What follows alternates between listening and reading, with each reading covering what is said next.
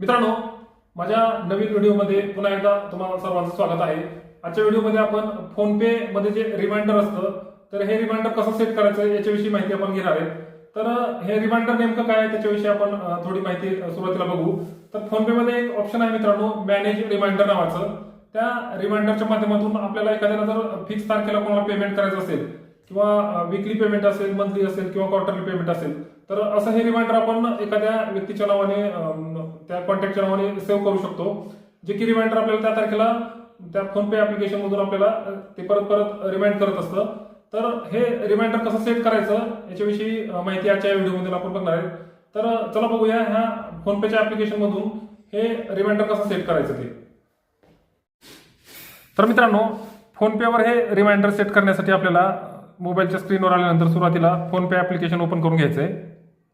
त्याच्यानंतर दोन पद्धतीने आपल्याला रिमाइंडर इथं सेट करता येतं। पहिली जी पद्धत आहे, आपल्याला इथं प्रोफाईल आयकॉनवर एकदा क्लिक करायचं आहे।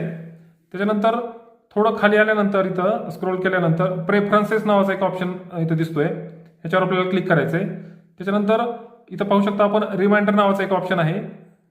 इथं आल्यानंतर आपल्याला ऍड रिमाइंडर याच्यावर क्लिक करायचं आहे आणि त्याच्यानंतर आपल्याला कुणासाठी हे रिमाइंडर सेट करायचं आहे, इथं ऍड रिसिपंट याच्यावर क्लिक करायचं आहे।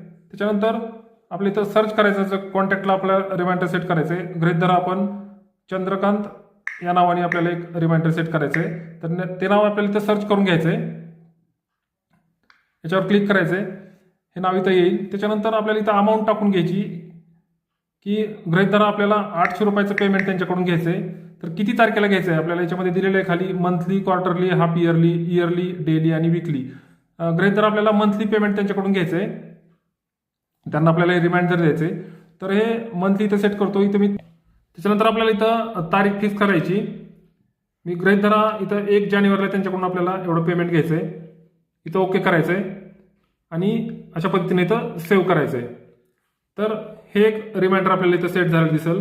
त्याच्यानंतर दुसरा जो पर्याय आहे, दुसरा ऑप्शन आहे रिमाइंडर सेट करायचा।